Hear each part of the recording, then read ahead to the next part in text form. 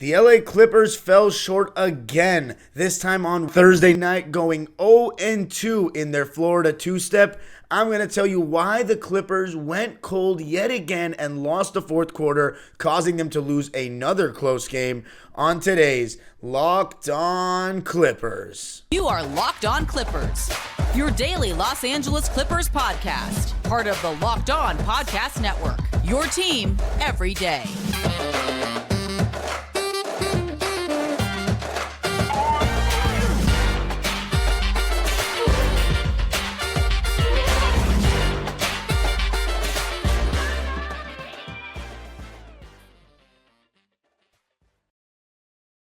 Yes, sir. You are locking in with the Clips. Thank you for making Locked On Clippers the first listen of your day, your team every day. Today's episode is brought to you by BetOnline. BetOnline, where the game starts. Go there to place your bets on all sports. Let's get right into it. My name is Darian Vaziri. I'm in my 18th season as a Clipper fan. You can follow me on Twitter and Instagram at DimeDropperPod. And, of course, subscribe to my own YouTube channel for more sports content and Clipper content known as Dime Dropper on YouTube. And, of course, subscribe to Locked On Clippers on YouTube. And let me ask you this.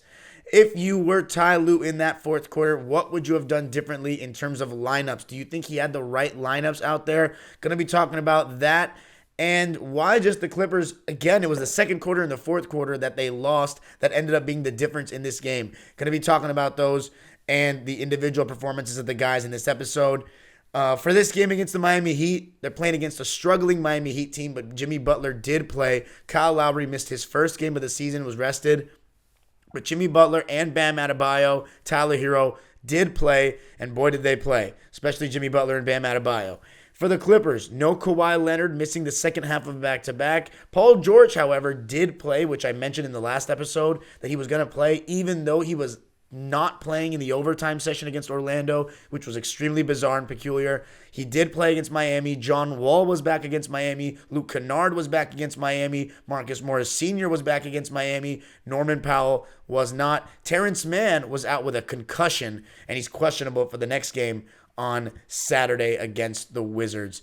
So, again, it's just a revolving door of injuries. Some guys come in, some guys go out. It's become very hard for Ty Lue to find any sort of consistent rhythm in terms of lineups or anything of that nature. And in this game, you saw that hurt the Clippers big time.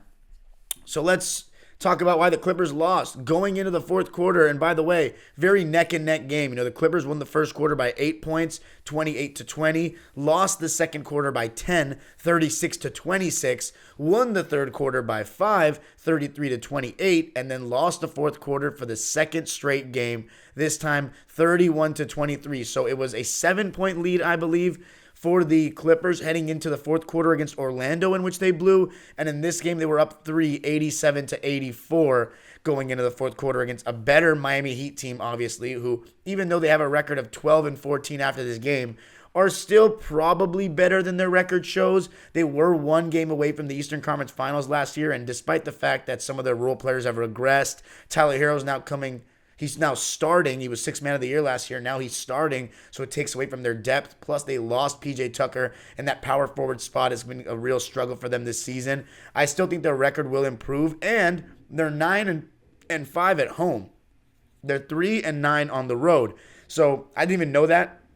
I just found that out right now looking at it. So clearly they're a pretty good home team so far this season. It's on the road where they've really struggled. And mind you, Jimmy Butler has missed games, so they've had their injury problems of their own. But in this game, they still look like the Miami Heat that were a good team. And a team that, if you had told me before the season, looking at the schedule, Kawhi is not going to play, Luke Kennard's not going to play, Kawhi's not going to play, Norman Powell's not going to play, and Terance Mann's not going to play. Miami Heat's only missing Kyle Lowry. Would you fancy your chances? I'd say we're probably going to lose that game, but it could be competitive. We could win. So I'm not really mad about this Heat game, and I also don't think the Clippers played that badly. The Orlando game is really the one that makes me mad. I think the Clippers, that being said, though, could have still won this game in Miami in the fourth quarter. So let's talk about it. The Clippers in this game went 10 deep, but they really went 8 deep because Moses Brown played 5 minutes, however, a crucial 5 minutes I'm going to be talking about. And Robert Covington played only 7. And what's sad about that is he made both of his shots. So he had 5 points in 7 minutes of play. Again, when Robert Covington's making his shots, I believe there are definitely minutes for him in the game, especially when you're not going to play Amir Coffey, especially when there is no Kawhi Leonard, and especially when there's no Terance Mann, Norman Powell. That's a wing that you need out there, and the lack of wings, again, was the fault of the Clippers in this game. And Tyronn Lue, as much as, again, I love the guy, and I hate blaming coaches. And do I think it was just his fault the Clippers lost? Absolutely not. You will never hear me get on this podcast, or even my own podcast, and say that one person cost the Clippers the game, especially a coach that's not even playing. Okay, that one person blaming everything on one guy is a scapegoating thing. It's something that lower IQ fans do, in my opinion, because they have an agenda to push and blame one guy because they either don't like them or they like someone else and don't want to put the blame on them. It's always a collective thing. It's never one person costs you a game in sports. But Ty Lue didn't do himself any favors in this one. I think what was interesting in the beginning of the fourth was, John Wall, who I thought did not have a good game. So John Wall, absolutely, as much as I love the guy, should take some responsibility for this game. He was 2 for 8, and he turned the ball over 4 times. He had 8 assists, so 2-to-1 assist to turnover ratio, but 4 turnovers, and the Clippers had, I believe, 17 as a team. I'm looking it up right now. 16 as a team. So he had a quarter of the turnovers for the Clippers. The other quarter, Reggie Jackson. So between the two of them, and then the other quarter, Paul George. So between 3 players on the Clippers, they turned the ball over 12 times. The rest of the team had 4 turnovers. So 16 turnovers compared to 8 for the Heat. You are not going to win basketball games on the road against decent opposition when you turn the ball over twice as many times as them. So that's one thing right there, reason the Clippers lost. Right there. As a result, the Clippers shot 10 less times. Clippers shot 37 for 80. This is the sad part. Shot 46% from the field, shot 47% from deep, and 90.5% from the foul line. The Miami Heat shot 51% from the field, 37.5% from 3, and 78.6% from the foul line, and shot 7 less free throws, but they shot 10 more field goals, and ultimately that ended up being the difference. 10 more field goals and turn the ball over half as many times. That's going to help you win a game. I also think that they had a true second star out there in Bam Adebayo, who had a really good game, probably one of his better games of the season. 31 points, 10 rebounds, 4 assists on an incredible 66% from the field, 14 for 21. He was spectacular, and he didn't do it in a very in-your-face, we can't stop him kind of way. It came off, he had 4 offensive rebounds. He was a lob threat, just a really good threat in the pick and roll. But John Wall was 2 for 8, right? And one of the things that was really weird in that beginning of the fourth quarter was he had 2 isolations against Tyler Hero and couldn't get by him. One of them, he settled for a contested 18-footer, and another one, he just turned the ball over. So that was really weird. I'm not sure if Tyler Hero's gotten exponentially better at defense or that was just a bad situation for John Wall. But then on the other end, part of the reason why the Heat kind of took the lead was Victor Oladipo put Moses Brown in the pick and roll, and 3 times they got buckets off Moses in drop coverage. One, Oladipo made a shot, a floater, or like a mid-range when Moses was dropping way too deep. Another one, he went around and Moses late switched onto him and he shot a turnaround because he had too much space. Then there was another one where Dwayne Dedmon got an and one. So you saw Moses Brown, that deep drop coverage he was playing against the Orlando Magic. It didn't really work against a better opposition. And I don't think Ty Lue persisted too long with him, maybe a possession or two. He came out and Zoo came back in alongside Paul George with like 8 minutes left in the game. But Paul George, came in the game and turned the ball over 2 straight times with some just careless passes. The first one was a cross-court pass, which was the right idea, but he didn't dribble the ball when he had dribbles available and just chucked it across the court. Then another one, they blitzed him at the top, and he made a slow bounce pass to Reggie Jackson, and it was picked off. And Tyler Hero, he was 6 for 17 in this game, but he did shoot 4 for 8 from 3, and he had 8 points in the fourth quarter, including 2 threes. So he kind of got hot. As far as the small lineup, so Nico Batum started in place of Terance Mann, and in the third quarter, he came out of the game for Luke Kennard at the 5:04 mark of the third quarter. Now, Nico Batum starts the fourth quarter alongside Luke Kennard, and Luke Kennard missed 2 threes that he normally makes. But here's where I have the issue.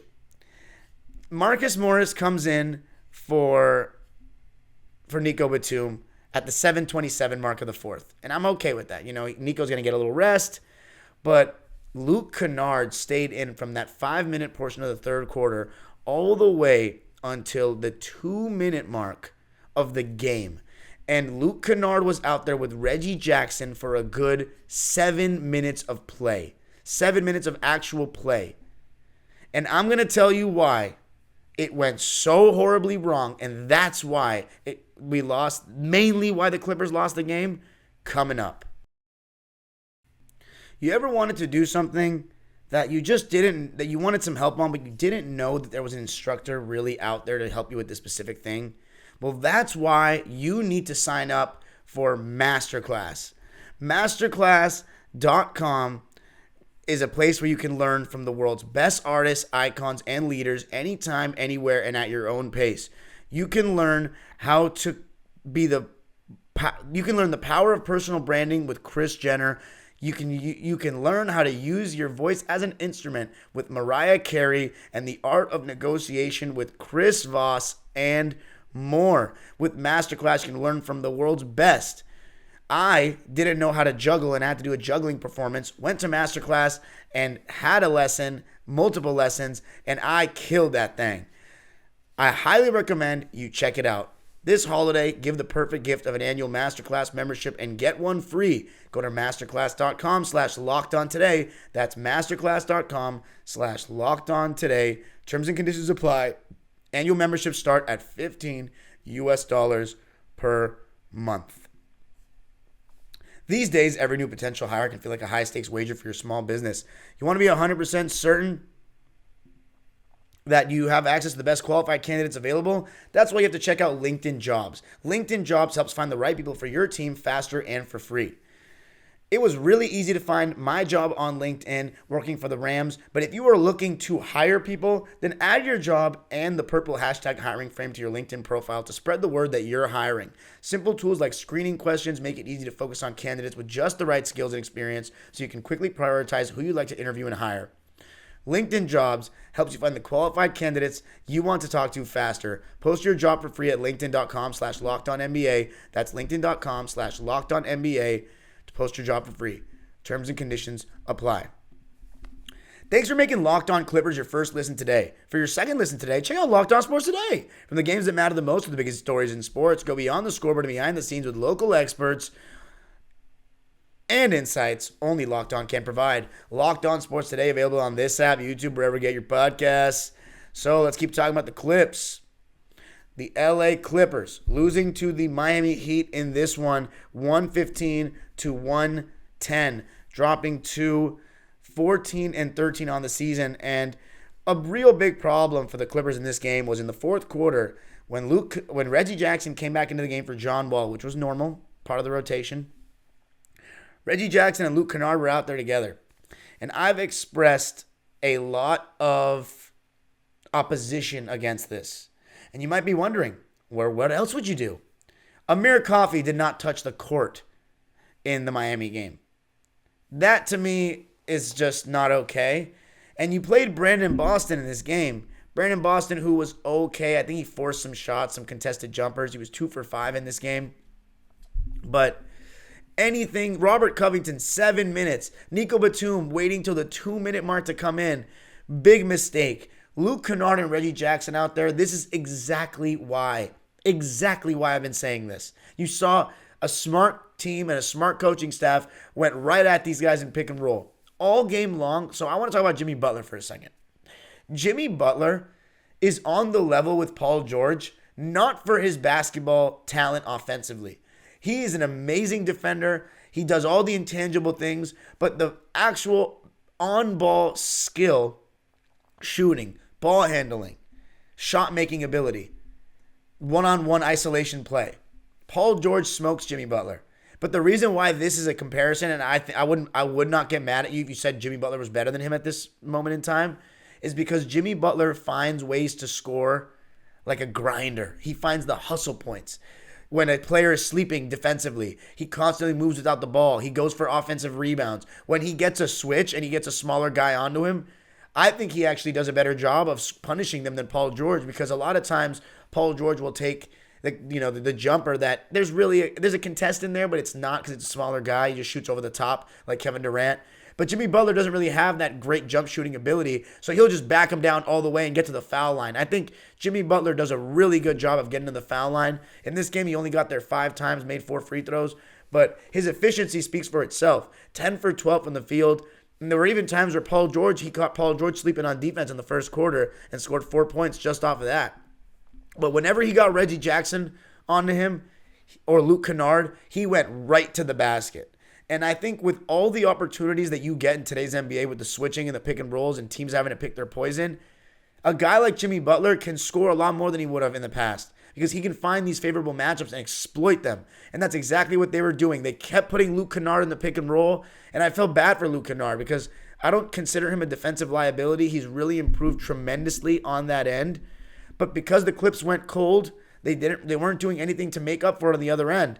On defense, I mean, they were getting a lot of good stuff constantly with putting Luke Kennard in the pick and roll. There was Jimmy Butler. Every time he attracted a second defender, there was one time where Bam Adebayo got 2 free throws off of it. There was another time where I think it was Paul George turned the ball over. Jimmy Butler had Kennard on him, drove to the basket, kicked it out to Max Strus in the left corner, who made a 3 and put the Heat up 6 with around, I want to say, 5 minutes left in the game. And Reggie Jackson, same thing. I will say this about Reggie. 10 points overall in the fourth quarter. He was 6 for 15 in the game, so at least Paul George shot more times than him in this game. Paul George with 20 shot attempts. But Reggie Jackson still shot like 4 terrible shots, in my opinion, like contested jumpers. I will say, though, a couple of them were with the shot clock winding down, but just shots where he could try to get to the rim, in my opinion. And one of these shots was a 1-on-4 with 3 minutes left and the Clippers down 4. He lost the ball, and then on the other end, Jimmy got Reggie Jackson switched onto him, scored, and then on the next possession, got Luke Kennard switched onto him and scored. And then Batum comes in with 2 minutes left. So Luke Kennard was in from the 5-minute mark in the third quarter to the 2-minute mark of the game. He missed both of his threes in the fourth that were solid looks, but he was getting repeatedly targeted on defense, and he hasn't been put in that position, in my opinion, in a long time. And for Ty Lue to just leave him out there with Reggie Jackson to rot while Robert Covington is not playing at all, and he was 2 for 2 in the game, is just disappointing. The Heat had Jimmy Butler out there, Tyler Hero, Max Strus, Caleb Martin. These are wing players, with length. Tyler Hero, he's plays point guard for them when Lowry's not there, but the guy is 6'5". We got 2 guys smaller than him out there, than their smallest guy. And that's exactly why I don't recommend this and think the Clippers need to lean in to the wing-heavy approach. It was just bad. I felt bad for Kennard. And Reggie Jackson, but here's the problem. They shouldn't be getting switched on to Jimmy Butler. That's a bad scheme. Ty Lue can't be telling them, he had to be telling them that they should switch everything or switch that, forward guard pick and roll, pick and pop, because they just kept doing it. So Ty Lue's at fault, one, for keeping Kennard in for so long with Reggie, and secondly, for this is being their scheme. Hedge it. I don't care. Hedge it. Hedge the screen. Anything but a switch with Reggie Jackson and Kennard. But here's the thing. If you have Covington in there, you can switch. Even if you have Brandon Boston in there, you can switch. And that's where the loss of Terance Mann was felt so badly. And the funniest part is the Clippers still had a chance. Paul George, even though he turned the ball over twice in the fourth quarter and then missed a good look at a right wing 3, he came back and scored 5 straight points. And when Nico Batum came in the game, this is the most frustrating thing. Nico Batum comes in the game with 2 minutes left. He starts guarding Tyler Hero. He fights over a screen and gets in his rear view, and Hero misses. Paul George comes back and scores. And then on the inbounds, Nico Batum did that classic thing where he puts a little pressure on the inbounds and surprises someone, and the ball slipped out of Tyler Hero's hands and went out of bounds. And on that ensuing play, though, Paul George, with 15 on the shot clock and over a minute to play, shot a contested right wing 3 feet behind the line. Just a very questionable decision. And that's where, when I talk about what the Clippers are when Kawhi doesn't play, they're a first round kind of team to me, because as much as I love Paul George and he makes big shots and clutch shots, he also has these moments in the fourth quarters against good teams where he just does very questionable things. And that was a very questionable shot. And that being said, Paul George shot a lot of questionable shots in this game to me. A lot of contested jumpers. I mean, he only shot 4 free throws and he made them all, but he was 5 for 11 from 3 and 10 for 20 from the field. So in 32 minutes. So first of all, I don't like that he's playing. Again, he's probably on a slight minutes restriction, but he's playing 5 less minutes than Marcus Morris, 2 less minutes than Reggie and Zoo. I can't wait till Paul George has leading our team in minutes again. But he was very efficient. He was very efficient, even though he shot some really, really tough shots that he could do without, that he could be more aggressive and try to go to the rim on. But at this point, Paul George shooting bad shots, I'm still not even getting mad. Because that means that Marcus Morris or Reggie Jackson aren't shooting bad shots. And Marcus, who was 4 for 10 in this game, a little bit better, but shot 2-3 shots that were very questionable, like double teams in the mid-range area. And you know what? I think that's a fine shot when the Clippers have nothing else going and everybody else is bricking. But that wasn't really the case. So, tough fourth quarter for the Clippers. They only scored 23 points. And 17 of those came from Paul George and Reggie Jackson. They just kind of went cold, but the defensive scheme was really messed up. They were way too small, and the Jimmy Butler and Tyler Hero, these guys were taking advantage of it, and it just was cooked. But coming up, going to be talking about the individual performances and other things about the game. Going to be talking about that to wrap up coming up. BetOnline is the fastest place for you to place your bets on all sports. The World Cup semifinals continue on Saturday between England and France and Portugal and Morocco. But if you want to bet on the NBA, you can bet on the Clipper game. The spread is -4.5 for the Clippers, -110 against the Washington Wizards. The Wizards +4.5. So make sure you go place your bet on the Clippers. I'm feeling good about this game. It's a decent Wizards team, but I think the Clippers got it. BetOnline is your number one source for sports betting info, stats, news, and analysis. And if you love sports podcasts, you can also find those on BetOnline. We're always the fastest and easiest way to get your betting fix. Just head to the website today or use your mobile device to learn more. BetOnline, where the game starts. All right. So let's just talk about some other things from the Clips. Again, I don't think this was a terrible loss. I think the turnovers really killed them and the bad fourth quarter. But the second quarter wasn't very good, and a large reason for that was the small ball lineup with 3 guards again. The Clippers got killed in the paint in this game, and it just goes to show you the easier shots that the Heat were getting. The Miami Heat had 58 points in the paint to the Clippers' 32. So if that doesn't tell you the story right there, I don't know what will. They had easier baskets all game, and a large reason was because of the size, and they were not settling. I wanted Amir Coffey when the Clippers went to the Kennard, Reggie, John Wall lineup. I wanted Amir. We didn't get him. And you know that Bam Adebayo was getting offensive rebounds on that lineup. The Heat were switching everything like teams are going to do against the Clippers small ball lineup. I've been saying it all season, and they did. But I will say the Clippers bench, they showed that, we have more depth than the Heat. It was 17-6 in terms of bench points at half. And I'm going to check what that number ended up being. Let's see. Brandon Boston had 7 points. Luke Kennard had 7 points. John Wall had 9. 2 from Moses Brown. And then 5 from Covington makes 30. And the Heat only had 20 bench points. So the Clippers outscored them in the bench department by 10, which was good. But it just still wasn't enough.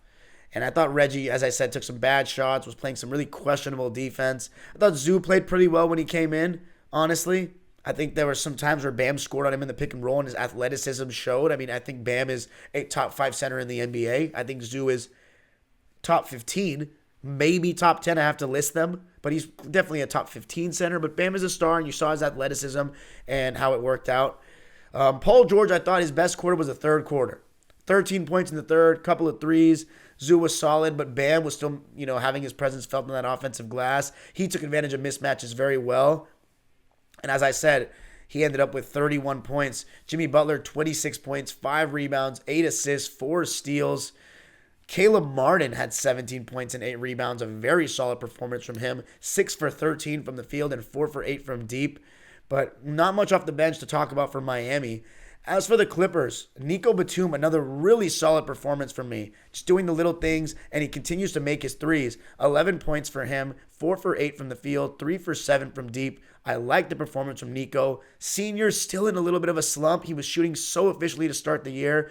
He's just going through it right now, but I think he'll be fine. I still also think he needs to play a little bit less. I think 37 minutes is a lot. I think he should be around between 28 to 33, even with Kawhi out. We have a lot of depth and a lot of wings that aren't playing, mainly Amir Coffey and Rocco in this situation. But Marcus had 11 points on 4 for 10 shooting. Zubac's a quieter game for him. He was plus 10 in the plus minus, but it wasn't one of his better games. 9 points, 8 boards, 3 for 4 from the field, made all his free throws, 3 for 3. And Reggie Jackson, 20 points. As I said, half of them came in the fourth. 4 rebounds, 3 assists. 4 turnovers, though, 6 for 15 from the field. The one really good thing, 4 for 6 from deep. But again, he should be playing less, in my opinion, too. 34 minutes for him. Paul George, 29, 8, and 7. That's 8 rebounds, 7 assists, 10 for 20. Pretty good game for him. I liked it. Still could be better in the fourth quarter, though, and be better about taking care of the ball. Robert Covington, only 7 minutes played, 5 points. He needs to play more minutes than that when Terance Mann's out. Moses Brown, 5 minutes, not great ones in this one. 2 points, 3 boards. John Wall had a tough game. 9 points, 8 assists, 4 turnovers, 2 for 8 from the field.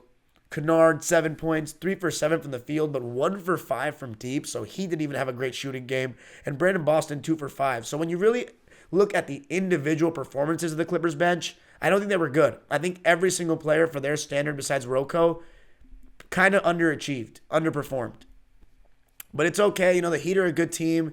I think the Clippers I think Ty Lue just needs to be a little smarter, and I think he will because I trust Ty Lue. I really do. What I don't trust is the Clippers' health. But Saturday will be interesting. Kawhi Leonard will be back. Paul George will play. So they got to get a win. We got to get a win, man. But let me know what you think in the comment section about Ty Lue's rotations in the fourth quarter. Would you have done anything differently? Let me know. Clippers lose 110 to 115, drop their second game in the row, and are now 14-13. Man, remember when I said the Clippers would win 60 games? Screw me for being optimistic. To do that, we'd have to go 46-9 to end the season. So there goes me being optimistic to start the year. Hopefully the Clippers can just get 52 wins at this point. That's the target goal. I've been saying that since I've adjusted my expectations yet again, which sucks. But game number 10, I said 52 wins will be the target number. So we'll see. To do that, Clippers need to go 38-17 the rest of the way. I think they can do that. Make sure to follow me on Instagram and Twitter at DimeDropperPod and subscribe to my own YouTube channel, Dime Dropper, for even more sports and Clipper content. And, of course, subscribe to Locked On Clippers and comment on today's question. You already know the vibes, the age-old proverb, go Clippers.